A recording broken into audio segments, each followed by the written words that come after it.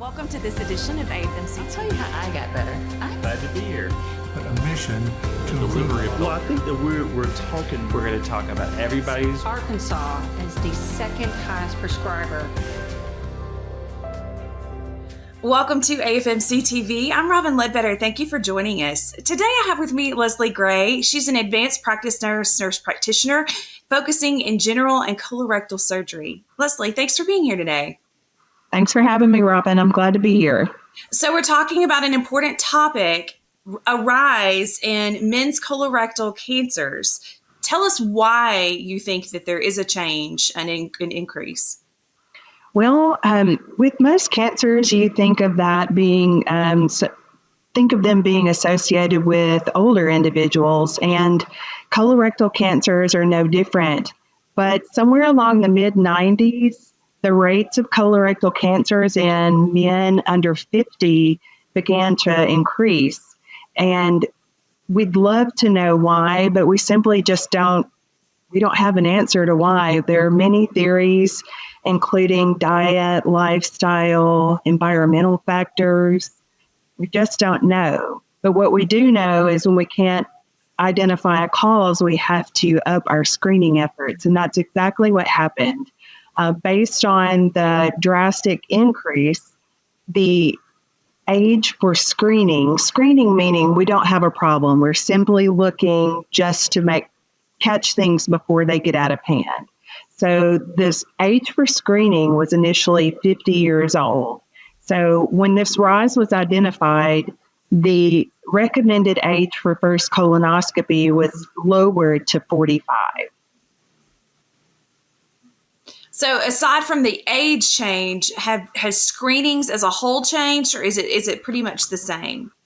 Well, we've got colonoscopy remains the gold standard for screening and for diagnostics.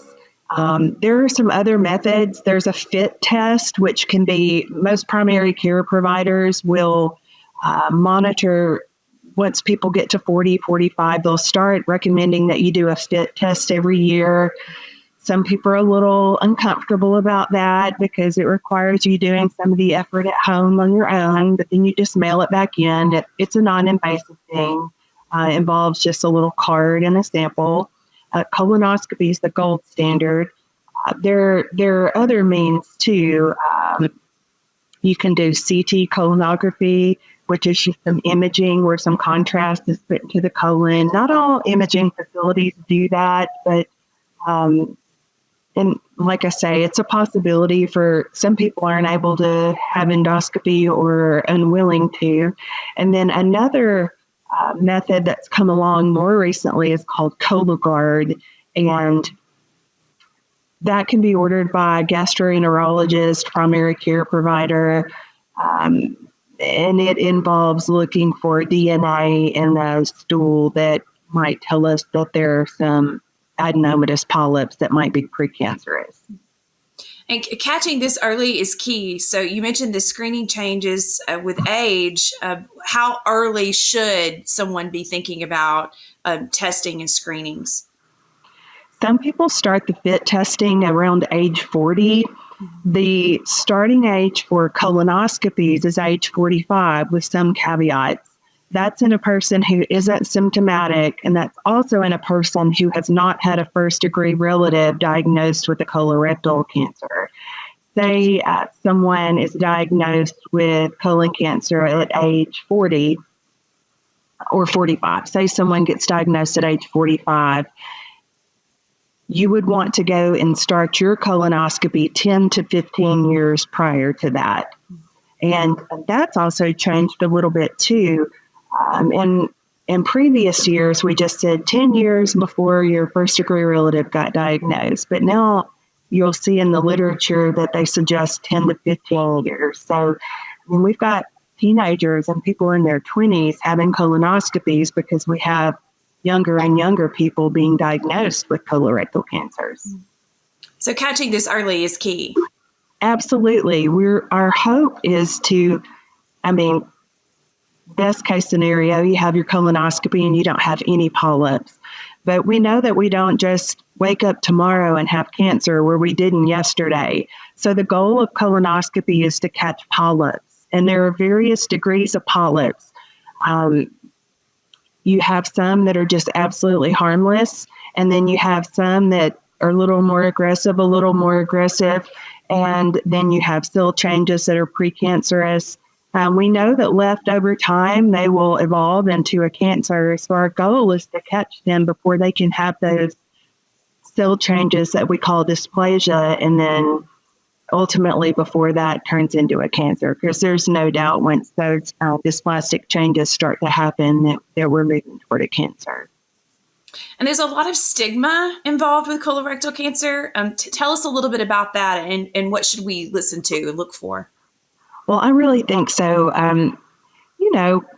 When you're talking about the bottom and poop and just things that some people find uncomfortable, there's not as much of a back and forth. We rely on our medical providers to tell us most time, oh, hey, Leslie, you're due for this test or this test. But, really our healthcare needs to fall to us as well. We need to be proactive. Our healthcare providers can only do so much. So we need to be we need to have that open communication. And what I would just love to see is that people didn't get squeamish about talking about things like this. Your healthcare provider really, it's just like talking about knees and elbows to us, even though it might be a little more uncomfortable on the patient side. And, I think the prep makes people uncomfortable. Back in the day, the prep was pretty awful.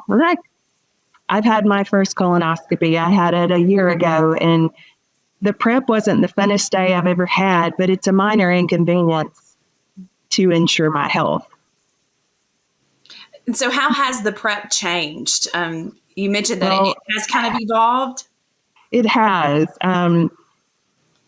Not many people can say they haven't heard of Go Lightly at some point in their life. And I've always thought that was just such a misnomer to call it Go Lightly, because because you do anything but. So it was drinking a large volume of solution that tasted bad. There was a lot of nausea and vomiting. It just went on and on day and night.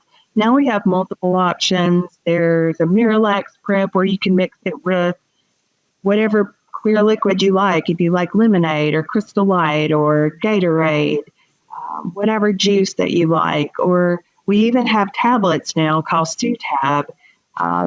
Most providers now are on board with the fact that your average person's going to get nauseated during the prep. So you're seeing providers be more proactive about getting anti-nausea meds with it and just loosening up about, hey, do your best. You're going to have to be perfect.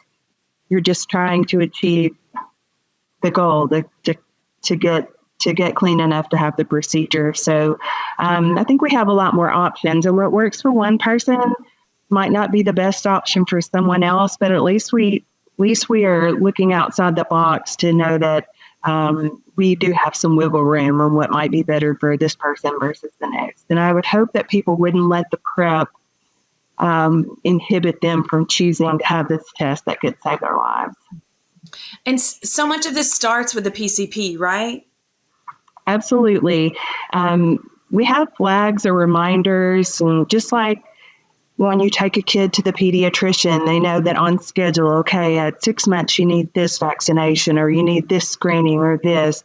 The same goes with colonoscopy. It's just one of those basic health screenings. But also, a lot of people don't have a primary care provider, though. Think about that. Not many people think about that, like, oh, if I need this, or when it's time for my health screenings, what do I do? So I would encourage everybody to have somebody at least on standby when you reach that age.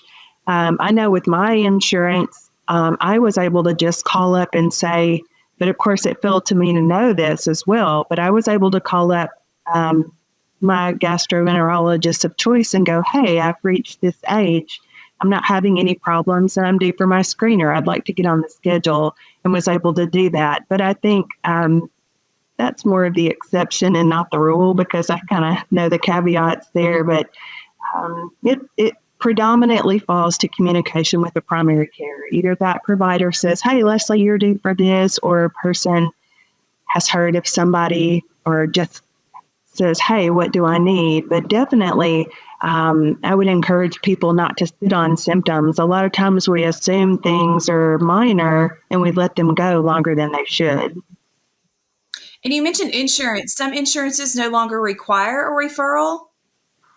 That's right. Not just for colonoscopy, but for various things. Back in the day, if you wanted to go to an allergy provider or you needed to go to an ear, nose, and throat person, whatever specialist you needed or whatever procedure you needed, you absolutely couldn't do that without going through a referring provider. And some insurances still require that and some do not. But primary care, I think, is where it all starts, because no matter what insurance you have, they can get you to a provider, because not everybody just knows what gastroenterologist or specialist to ring up and try. So what are the biggest things that people should not make assumptions about in terms of knowing what they should look for and be aware of? I know hemorrhoids is one of them, but what are some of the things that you should know? Well, the first thing, and then the thing that I've seen often, is people see a little blood on the toilet paper or maybe on their stool when they go to the bathroom, and they just assume hemorrhoids. Or they're like, oh, or I was constipated, or I'm just a little out of sorts right now. Well, none of us run in every single time we see a little something, but we have to pay attention to those things. I've seen young people come in and they've assumed they might have hemorrhoids. They actually might have hemorrhoids. But we can't assume that bleeding is just because the hemorrhoids. You can have hemorrhoids and you can have a colon cancer. You can have hemorrhoids and you can have a rectal cancer. So symptoms need to be discussed with a provider. Pain when you go to the bathroom is not normal. Pain when you're sitting, a change in your bowel habits. And we talked about stigma earlier. You have to be comfortable talking about things that most people think are weird. As a provider, we talk about this every day, and it's just part of keeping people healthy. If your poop used to be one size and now it's this little skinny size all the time, that's not normal.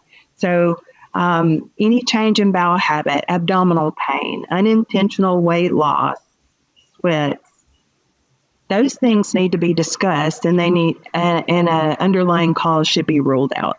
So before we go, being resilient is key here for both the provider and the patient.